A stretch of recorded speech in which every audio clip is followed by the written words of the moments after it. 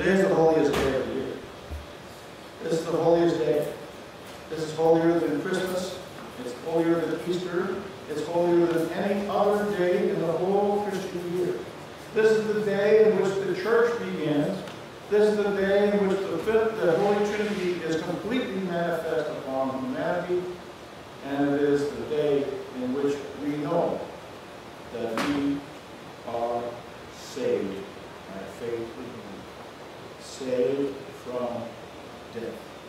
This is the day in which we remember who we are, where we've come from, where we're going. This is the day, the holy day of the year when Christians know that they have sinned in the past, but they will sin no more. And if they do continue to sin, there is an advocate for them that will forgive if they're sorry. And as they forgive the sins of other people, that they will be forgiven. And if they are sick, that they will be healed by faith in Him, by receiving this Holy Spirit. The apostles were gathered in the upper room. I've been to the upper room. It's a room about this size. It's almost exactly this size.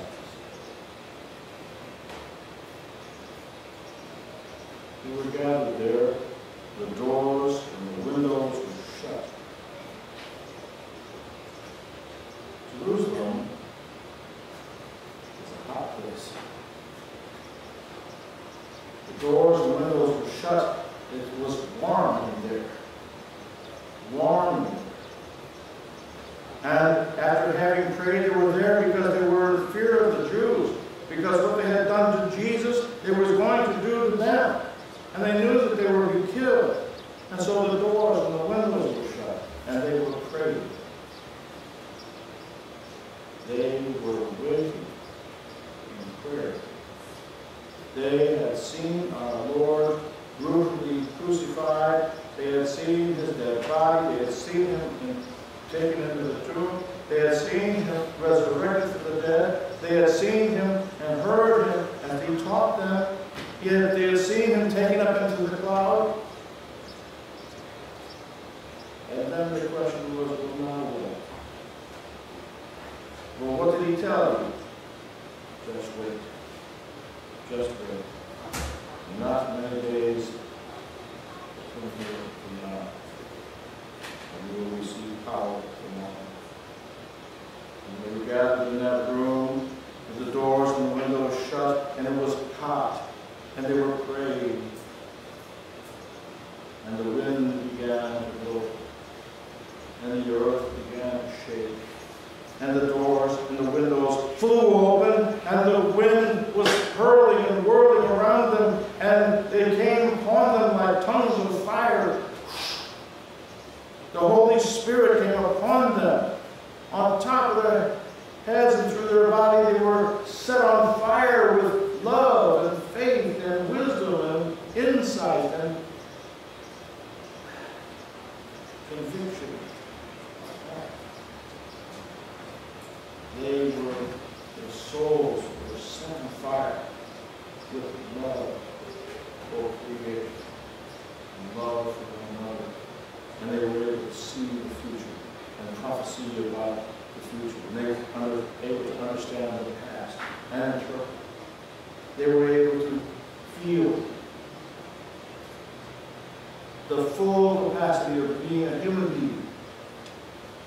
No longer clouded in darkness and sleepwalking through life, feeling that they were slaves to some other power.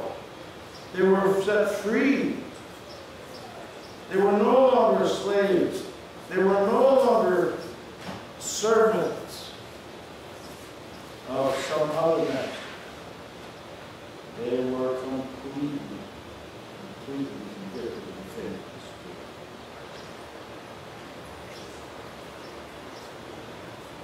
They began to spill out of the room, and they were able to see that all the people were gathered. There was a feast, there was a holiday, there was a Jewish celebration going on.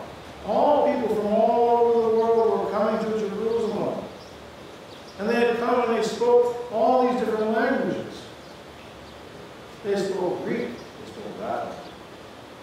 spoke Semitic languages. They spoke Coptic languages. They spoke African languages. They spoke languages from all over the place. These poor fishermen began talking to them in their own language.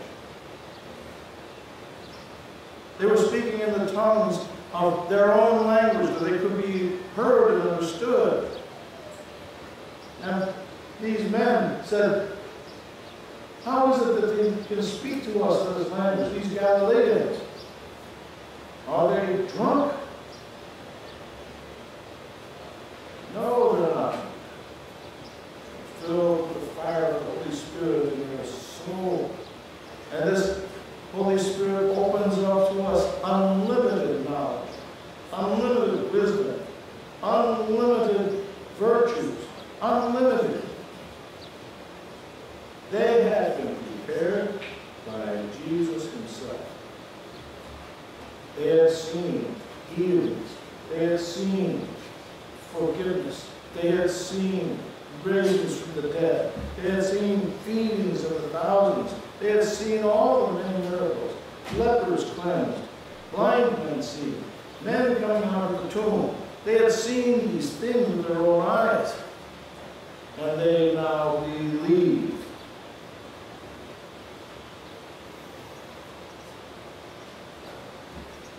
Was there a marching band? No. Was there a crowd that applauded them? No. Was there some fanfare that the people around said, oh, we better, what happened? We should do this. Not automatically. The work of saving souls continues. Peter stood up among them and said, do you know what you have done, you men of Jerusalem? He wasn't afraid any longer. Perfect love cast out fear. He wasn't intimidated any longer. Perfect love and wisdom cast out intimidation. He wasn't cowering, afraid of the Romans, afraid of the Jews. He wasn't afraid of anything because he knew God and his power was so mighty. He knows. And he said to them, you know what you've done. You've spent the last 500 years praying for the Messiah, and when he came, you put him to death, and you rejected him, you crucified him, and you put a curse on you and your own generations forever. The covenant which you made with God on the mountain, in the desert, was the covenant that you made with the Father, the one true God, to adhere to the law of Moses, where you broke it. You know what you've done? Not only have you accursed yourself with the law of Moses by breaking the law, but you have also accursed yourself by condemning the Son of God to death. And he died. And I'm here to tell you as a witness that he rose from the dead and he still lives. And he lives among us. And we have received the Holy Spirit of God.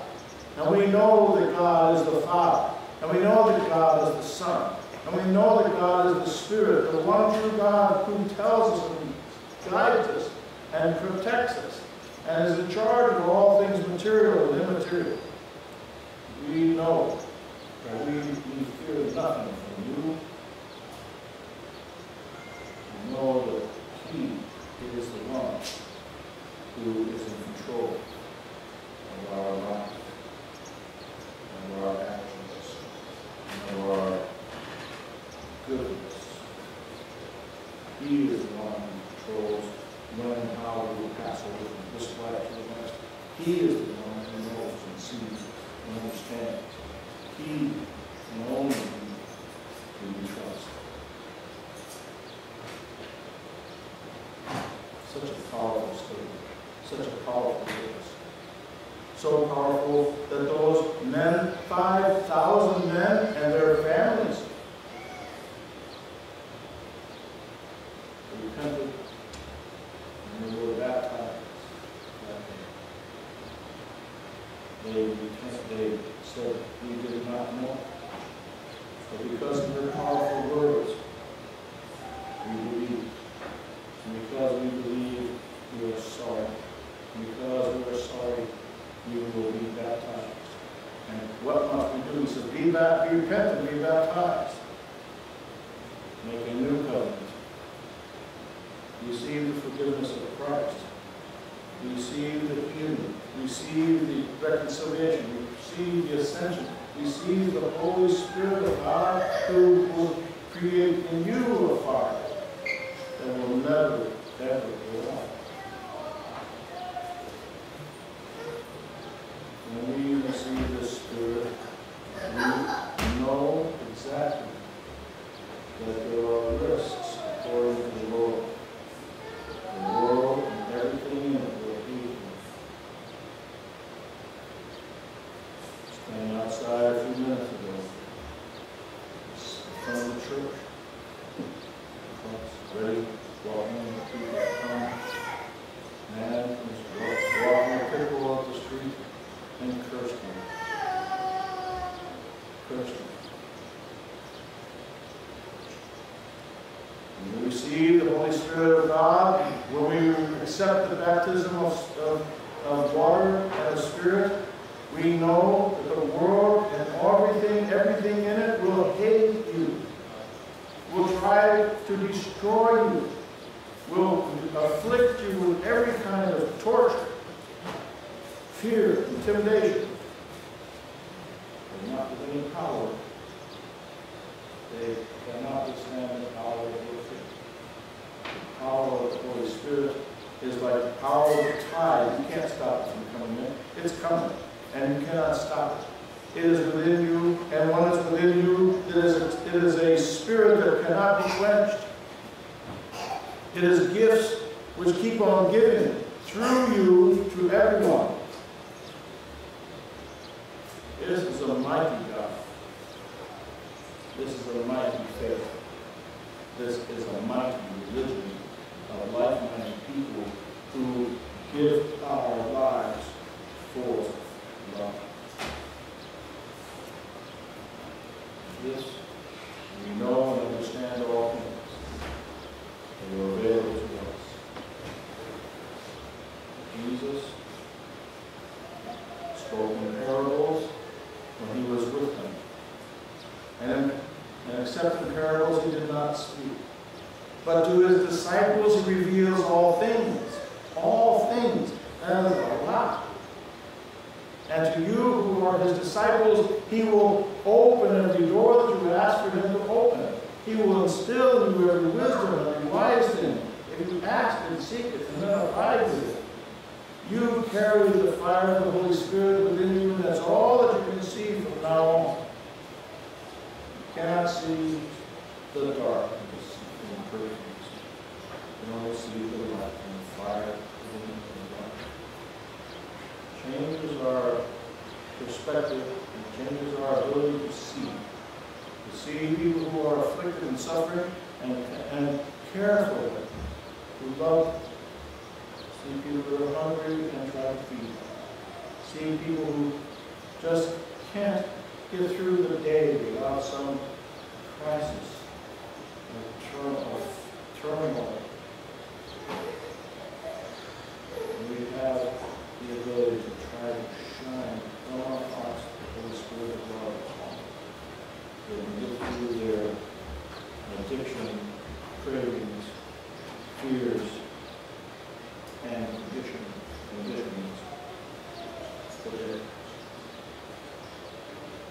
Eventually, we believe that every single human being, every single soul is worth saving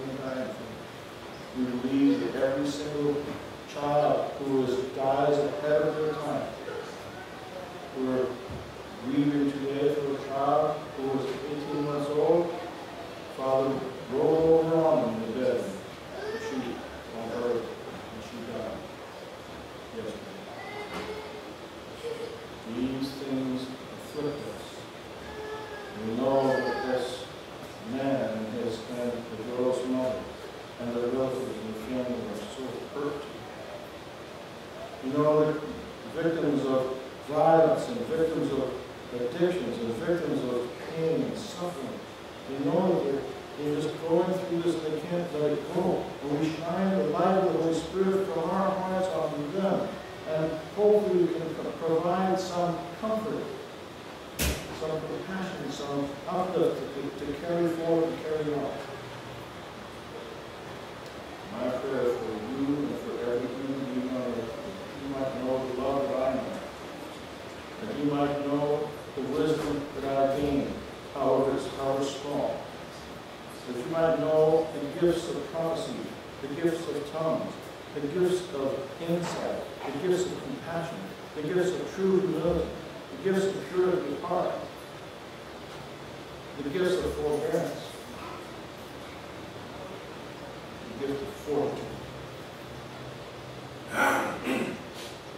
the gift of knowledge,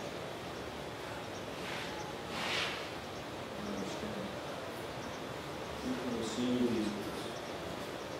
You will be, right after this, you will be administering the prison order. For those of you who have been baptized, this oil is a reaffirmation of your baptism. To receive the Holy Spirit today in a spirit that you've never received it before. This is a sacrament of the church. We call it chrismation. And it's open this day for you who have already been baptized. And we plan to do baptism today because I think it's going to rain, so we're going to do it next week, next Sunday, outside, and we'll do it setting. But for those of us who have already been baptized, we can receive this Holy Spirit today. And for those who are yet unbaptized, we will administer the sacrament of chrism today, so that all that remains is the sacrament of repentance. What is the Spirit? What is the baptism of the Spirit? Yes, we've never so much as heard of the Holy Spirit.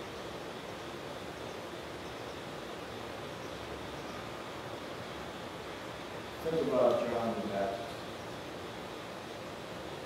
He was compelled by God to leave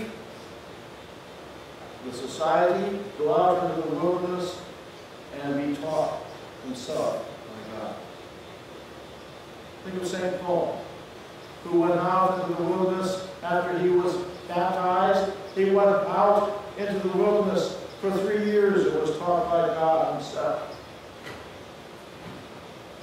Think of the apostles, who walked with Christ for 3 years, and he taught them himself.